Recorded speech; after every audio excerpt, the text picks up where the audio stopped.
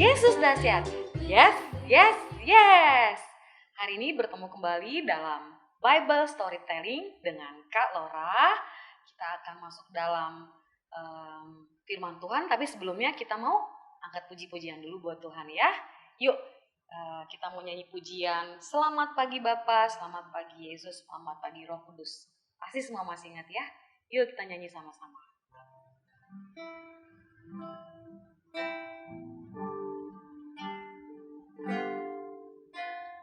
Selamat pagi Bapa, selamat pagi Yesus, selamat pagi Roh Kudus. Terima kasih atas anugerah-Mu. Semalam telah berlalu, ku memuji, ku bersyukur, ku muliakan nama-Mu. Allah Bapa, Putra, Roh Kudus, terima kasih. Sekali lagi ya adik-adik, selamat pagi Bapak. Selamat pagi Bapa, selamat pagi Yesus, selamat pagi Roh Kudus. Terima kasih atas anugerah-Mu. Semalam telah berlalu, ku memuji, ku bersyukur, ku muliakan nama-Mu. Allah Bapa, Putra, Roh Kudus, terima kasih. Allah Bapa, Allah Bapa, Putra, Roh Kudus, terima kasih. Terima kasih. Terima kasih. Haleluya, puji Tuhan. Kita akan masuk ke dalam cerita Bible Storytelling dan kita akan berdoa terlebih dahulu. Semua adik-adik lipat tangan, tutup mata di rumah, kita berdoa. Tuhan Yesus, terima kasih. Hari ini Tuhan, kami bersyukur, kami masih boleh diberikan kesempatan untuk mendengar firman-Mu. Tuhan, siapkan hati kami agar kami dapat sungguh benar-benar menangkap firman-Mu Tuhan. Di dalam nama Tuhan Yesus Kristus, kami siap mendengar firman-Mu. Haleluya, amin. Oke adik-adik, ini saatnya kita masuk dalam cerita firman Tuhan atau Bible Storytelling. Hari ini Kak Laura akan menceritakan suatu tempat di mana ada suatu kejadian yang luar biasa. Pasti adik-adik ingin tahu kan? Nah, tempat apa kira-kira? Kalau semisalnya Kak Laura kasih bentuk seperti ini, ada yang bisa tebak adik-adik di rumah? Ya, bentuk apa yo? Pintar sekali, bentuk segitiga. Ya, ini bentuk segitiga. Tapi kita bukan ke tempat segitiganya. Itu hanya clue-nya aja. Jadi, apa kira-kira yang bentuknya seperti segitiga? Ada yang tahu? Benar sekali, pintar. Gunung. Jadi, ceritanya adalah ketika 3 murid Tuhan Yesus yang bernama Petrus, Yakobus, dan Yohanes yang diajak oleh Tuhan Yesus untuk berdoa di gunung. Ada yang pernah ke gunung? Siapa? Wah, mungkin ada yang sudah pernah, tapi ada juga yang belum pernah. Iya. Jadi gunung itu tempatnya tinggi ya. Gunung itu pasti selalu tinggi. Jadi 3 murid Tuhan Yesus ini yang namanya adalah tadi yang seperti kalau orang sebut Yohanes, Yakobus dan Petrus itu diajak untuk berdoa oleh Tuhan Yesus. Oke. Ketika mereka naik ke gunung untuk berdoa bersama-sama dengan Tuhan Yesus, tiba-tiba mereka dikejutkan oleh sesuatu. Mereka kaget ketika mereka sedang bercakap-cakap, mereka melihat wajah Tuhan Yesus yang tiba-tiba berubah. Wah, berubah jadi apa?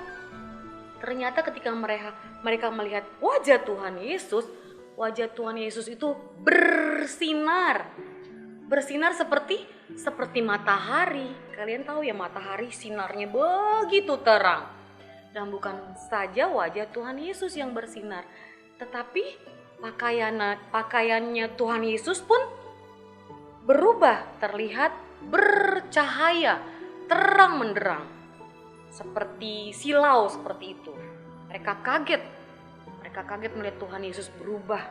Sampai akhirnya mereka seperti ketakutan. Tidak lama setelah mereka melihat wajah Tuhan Yesus yang berubah, mereka juga melihat ternyata di sisi Tuhan Yesus itu ada 2 orang pribadi juga. Yaitu siapa adik-adik? Ya, Musa dan Elia. Musa dan Nabi Elia. Wah, ternyata selain Tuhan Yesus tadi ada Tuhan Yesus, ada Musa dan Nabi Elia. Petrus sangat merasa bahagia sekali. Saking bahagianya Petrus berkata kepada Tuhan Yesus, "Tuhan, sungguh aku merasakan bahagia karena aku dapat menyaksikan semua ini. Aku dapat bertemu dengan Tuhan, dengan Musa dan juga Elia.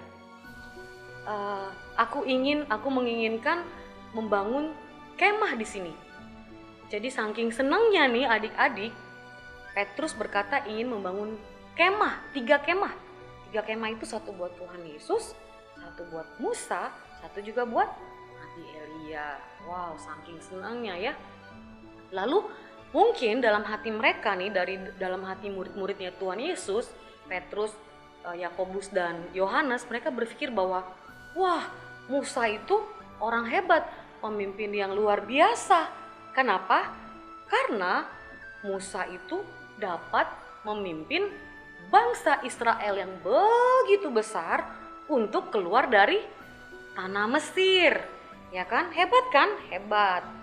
Lalu murid-murid itu berpikir, wah, kita bisa memuja, menyembah Musa karena dia hebat, karena dia dahsyat. Gitu. Lalu mungkin mereka juga berpikir seperti ini, wah, Nabi Elia pun adalah pribadi yang luar biasa, pribadi yang memiliki kehebatan di dalam berdoa. Dalam doanya dia bisa meminta api turun dari langit. Wah, Nabi Elia juga layak untuk disembah, layak untuk dipuji. Pikir dari murid-murid Tuhan Yesus itu. Murid-murid Tuhan Yesus itu. Tapi ketika mereka berpikir seperti itu, turunlah awan. Tiba-tiba turunlah awan ke bawah, lalu terdengarlah suara yang keluar dari awan yang bersinar tersebut. Suaranya ini mengatakan, "Jangan takut. Inilah anak yang kukasihi. Kepadanya lah aku berkenan. Dan percayalah kepadanya." Seperti itu.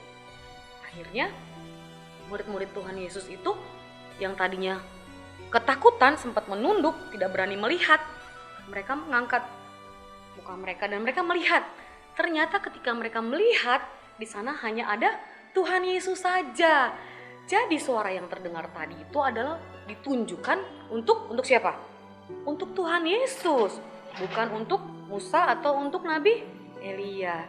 Jadi satu-satunya pribadi yang kita sembah dan layak kita sembah dan kita puji hanya Tuhan Yesus, seperti suara yang keluar tadi dari awan tersebut. Inilah anak yang kukasihi, kepadanya lah aku berkenan dan dengarkanlah dia. Seperti itu. Ya adik-adik, nah di dunia ini tidak ada pribadi yang seperti Tuhan Yesus. Ya, Yesus adalah Tuhan. Tidak ada yang lain. Musa manusia. Nabi Elia pun bukan Tuhan, dia adalah seorang nabi yang juga manusia. Tidak seperti Tuhan Yesus yang dapat kita bandingkan. Tuhan Yesus adalah segala-galanya, yang satu-satunya yang layak disembah dan yang layak dipuji. Karena apa? Tidak ada pribadi yang bangkit dari kematian. Tidak ada yang manusia yang sudah mati terus bangkit seperti Tuhan kita Yesus, ya. Tuhan Yesus itu bangkit dari kematian, dia naik ke surga dan dia menyelamatkan kita semua. Untuk itu kita sebagai umat-umat Tuhan Yesus, anak-anaknya Tuhan Yesus, layak untuk memuji Tuhan dan menyembah Tuhan Yesus saja. Oke, hari ini kita sudah belajar tentang satu pribadi yang layak untuk kita sembah dan kita puji, yaitu Tuhan Yesus Kristus. Nah, demikian cerita Bible storytelling yang kita dengar hari ini. Kiranya kita masih memiliki hati yang memuji Tuhan, menyembah Tuhan seperti yang kita lakukan di dalam Sunday School waktu saat-saat kita masuk ibadah Sunday School, seperti yang dipimpin oleh kakak-kakak untuk memuji menyembah Tuhan. Ya kan? Adik-adik masih ingat gak? Yuk, sebelum kita tutup dalam doa kita untuk Bible story yang sudah selesai, yuk kita ingat kembali yuk, gimana sih cara kita menyembah Tuhan selain dalam kehidupan kita sehari-hari yang dengar-dengaran orang tua dan menghormati Tuhan Yesus. Kita menyembah Tuhan dan memuji Tuhan seperti ini, seperti yang kakak-kakak dan kakak-kakak sekolah minggu dan guru-guru sekolah minggu, bahkan kita semua anak-anak sekolah minggu lakukan, ya, waktu di sekolah minggu. Yuk kita ingat lagi gimana caranya. Yuk kita angkat penyembahan dan pujian hanya untuk Tuhan Yesus Kristus, ya. Baiklah adik-adik di rumah, kita akan menyembah dan memuji Tuhan yang adalah satu-satunya Tuhan dan Juru Selamat kita, Tuhan Yesus Kristus. Yuk Kak Laura pimpin, kita semua menyembah Tuhan, benar-benar rasakan hadirat Tuhan, ya.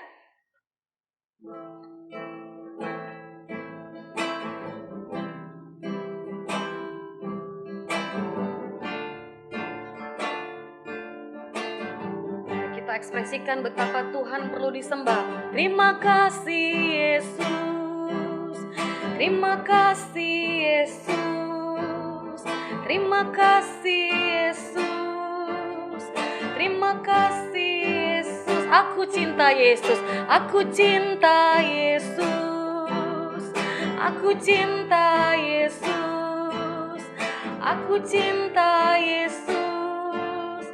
Aku cinta Yesus, haleluya, haleluya, haleluya, haleluya, haleluya. Terima kasih Yesus, sembah Yesus, anak-adik di rumah semuanya. Terima kasih Yesus, terima kasih Yesus. Terima kasih Yesus, saya cinta Yesus, saya cinta Yesus, saya cinta Yesus, saya cinta Yesus, saya cinta Yesus, haleluya, haleluya, haleluya, haleluya, haleluya, amin. Sekarang kita masuk dalam doa penutup. Buka tangan, tutup mata. Mari kita berdoa. Tuhan, terima kasih buat firman-Mu pada hari ini yang mengajarkan kami dan mengingatkan kami bahwa Engkaulah satu-satunya pribadi yang layak kami sembah dan kami puji. Tuhan, kami juga bersyukur Tuhan taruh di dalam hati kami keberanian untuk menyembah Tuhan. Biarlah kiranya sekalipun kami masih kecil, kami berani untuk menyembah Tuhan, memuji Tuhan, sehingga kami boleh merasakan hadirat Tuhan yang luar biasa dalam hidup kami. Terima kasih Tuhan, terima kasih Yesus, terima kasih Roh Kudus. Hanya di dalam namamu Tuhan Yesus Kristus kami telah berdoa dan mengucap syukur. Amin. Amin. Ya, selesai hari ini Bible Storytelling. Sampai berjumpa kembali minggu depan. Tuhan Yesus